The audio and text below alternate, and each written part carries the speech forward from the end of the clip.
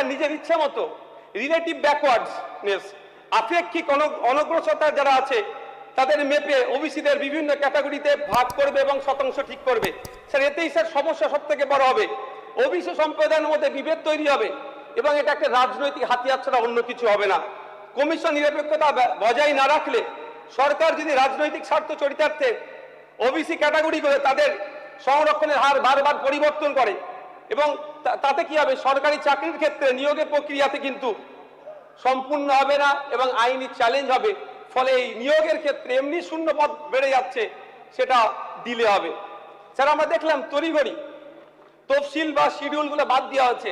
বিলের 7 এবং 9 নম্বর মূল যে শিডিউল 1 শিডিউল 3 আছে সম্পূর্ণভাবে বাতিল হয়েছে। এটা সমস্যা হবে। এই শিডিউলগুলোতে কোন কোন জাতি ওবিসি সম্প্রদায়ভুক্ত তা স্পষ্ট উল্লেখ ছিল, এগুলোকে হঠাৎ ডিলিট করে দেওয়া বা অমিট করে দেওয়ার ফলে ওবিসিদের যে আইনি যে সুরক্ষার অধিকার ছিল সেটাকে বঞ্চিত হচ্ছে এবং আমলাতান্ত্রিক সিদ্ধান্তের অধীনে করে দেওয়া হচ্ছে। এর ফলে স্যার ওবিসি যুব সমাজ চরম অনিশ্চিতে আতঙ্কের সম্মুখীন হচ্ছে। Speaker sir, the West Bengal backward classes অ্যাক্টের অ্যামেন্ডমেন্টের উপরে আমাকে বলতে দেওয়ার জন্য। স্যার এই বিলের কপিটা পড়ে যেটা বুঝতে পারলাম, সংশোধনীতে একটা নির্দিষ্ট সম্প্রদায়কে টার্গেট করে রাজনীতিকরণের অপচেষ্টাতেই যারা সমাজের পিছিয়ে বর্গের আছে তাদেরকে ক্রমশ বঞ্চিত করা হচ্ছে। স্যার বক্তব্য শুরুতে আমাদের শাসক দলের বক্তা একটা প্রসঙ্গ তুললেন, বুদ্ধবাবু 10% সংরক্ষণ সরাসরি মুসলিম সম্প্রদায়ের জন্য বরাদ্দ করেছিলেন। জানি না কোন পরিপ্রেক্ষিতে করেছিলেন বুদ্ধবাবু, তবে রঙ্গনাথ মিশ্র কমিশনের কথা আমরা জানি, যেটাকে national commission for religious and linguistic minorities NCRLM 2007-এ যে সুপারিশগুলো দিয়েছিল সেখানে সরাসরি বলেছিল সংখ্যালঘুদের জন্য 15% সরাসরি উচ্চ শিক্ষায় এবং চাকরিতে সংরক্ষণের। সেখানে স্পেসিফিক্যালি সংখ্যালঘু মুসলিম সম্প্রদায়ের কথা উল্লেখ করেছিল 10% উচ্চ শিক্ষায় এবং চাকরিতে তাদের জন্য বরাদ্দ, কোটা রিজার্ভেশনের জন্য। জানি না বুদ্ধবাবু কোন পরিপ্রেক্ষিতে বলেছিল, তবে হাউসের জ্ঞাতার্থে আমি এই প্রসঙ্গটা এখানে উত্থাপন করলাম। স্যার আমি প্রথমেই এই বিলের বিরোধিতা করছি, কারণ এই বিলের আমরা দেখছি যে কোনো না কোনো জায়গায় এই সংরক্ষণের বিষয়টা নিয়ে যারা পিছিয়ে বর্গের আছে, আদার ব্যাকওয়ার্ড ক্লাসেস যারা ক্লাসের মধ্যে যারা পড়ছে, জাতি বৈষম্য বা হিংসার রূপ ধারণ করতে পারে।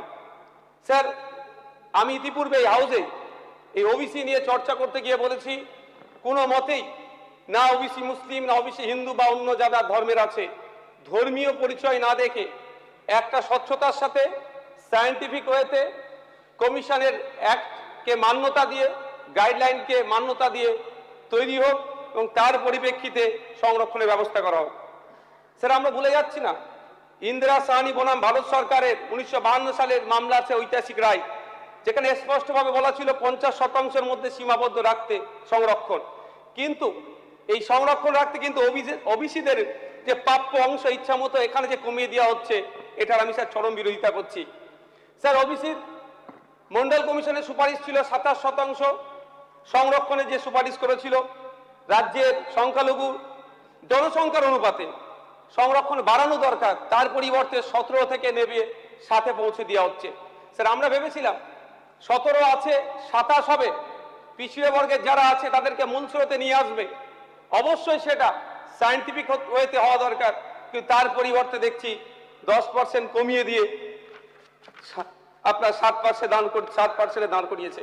ফলে স্যার পশ্চিমবাংলা যে মোট জনসংখ্যার একটা বিশাল অংশ ওবিসি সম্প্রদায়ভুক্ত, মূলত যেটাকে এ এবং এ বিতে ভাগ করে রাখা হয়েছে, সেই 7% কমিয়ে দিলে সরকারি চাকরি এবং উচ্চশিক্ষার সংরক্ষণের ক্ষেত্রে কোনো না কোনো ক্ষেত্রে তারা এই সম্প্রদায় বঞ্চিত হবে বলে আমরা আশঙ্কা প্রকাশ করছি। শুধু তাই নয় স্যার, মন্ডল কমিশনের যে সুপারিশগুলো ছিল সেটাকেও কোনো না কোনো জায়গা থেকে অবমাননা করা হচ্ছে।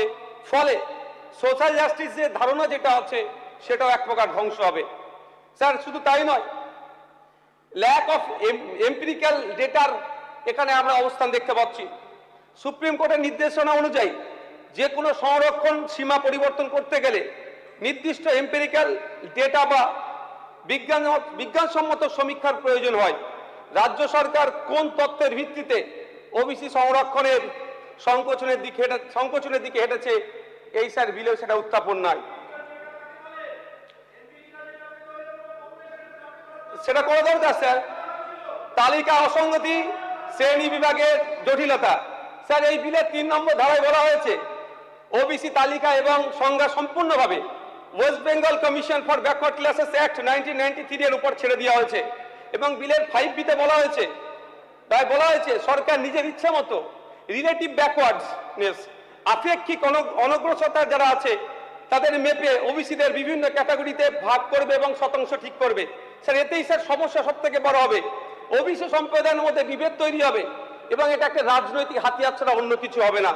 কমিশন নিরপেক্ষতা বজায় না রাখলে সরকার যদি রাজনৈতিক স্বার্থ চরিতার্থে ওবিসি ক্যাটাগরি করে তাদের সংরক্ষণের হার বারবার পরিবর্তন করে এবং তাতে কি হবে, সরকারি চাকরির ক্ষেত্রে নিয়োগের প্রক্রিয়াতে কিন্তু সম্পূর্ণ হবে না এবং আইনি চ্যালেঞ্জ হবে।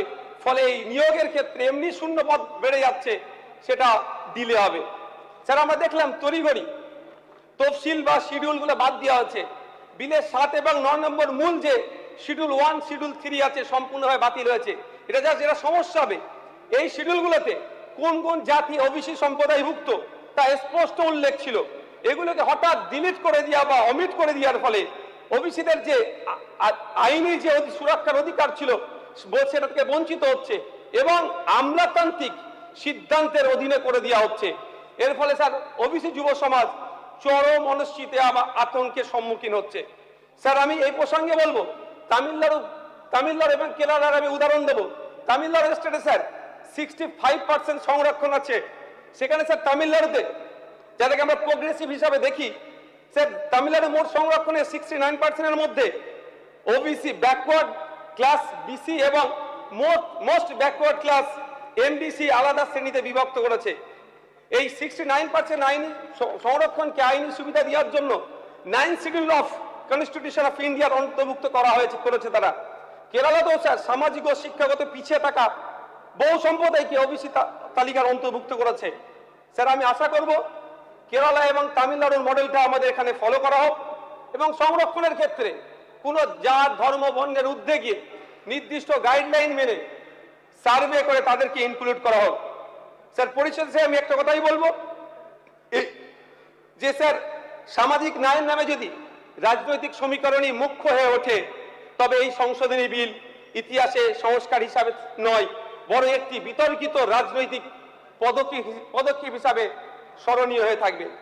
স্যার পশ্চিমবাংলার যে একটা হেভি অংশের ওবিসি সম্প্রদায়ভুক্ত আছেন তাদের কথাও আমাদের মাথায় রাখা দরকার। তারা কোনোভাবেই তাদেরকে ছুঁড়ে ফেলে দেওয়া যায় না। ধর্মের ভিত্তিতে, জাতের ভিত্তিতে, বর্ণের ভিত্তিতে না গিয়ে তাদের আর্থসামাজিক অবস্থাকে আমরা যদি বিশ্লেষণ করি, তারা কোন পরিস্থিতিতে আছে, তারা চাকরিতে কত % সংরক্ষণে আছে, স্যার 30 সেকেন্ড স্যার, উচ্চ শিক্ষা থেকে শুরু করে স্বাস্থ্য খাতে তারা কি করছে, সবটা যদি আমরা টাইম টু টাইম সার্ভে করে তাদেরকে আমরা ইনক্লুড করি বা অমিট করি, এটাই সুষ্ঠু গণতন্ত্রের জন্য স্বাস্থ্যকর হবে স্যার। Thank you sir.